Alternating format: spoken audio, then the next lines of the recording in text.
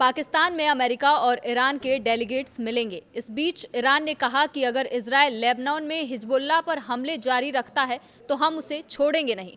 नमस्कार, आप देख रहे हैं न्यूज़ 18 का डिजिटल प्लेटफॉर्म। आपके साथ मैं हूं पारुल तिवारी।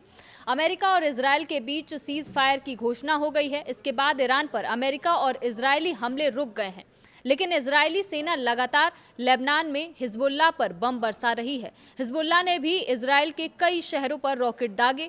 इजरायली हमले पर अब ईरान का बड़ा बयान भी सामने आया है।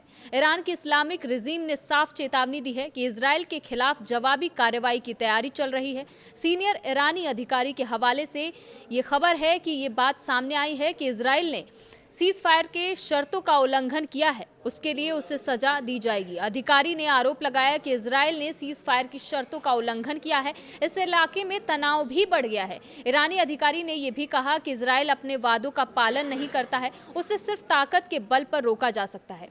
White house press secretary Karoline Leavitt ने कहा कि 2 सप्ताह के संघर्ष विराम पर अमेरिका की जीत हुई है, जिसे राष्ट्रपति डोनाल्ड ट्रंप और अमेरिकी सेना ने संभव बनाया। अब आगे इस्लामाबाद में उपराष्ट्रपति जेडी वेंस समझौता वार्ता में अमेरिका का नेतृत्व करेंगे। लेविट ने यह भी बताया कि इस बैठक के जरिए राष्ट्रपति ने उपराष्ट्रपति जेडी वेंस को इस्लामाबाद भेजा है ताकि वो ईरान के साथ बातचीत में अमेरिका का नेतृत्व कर सके।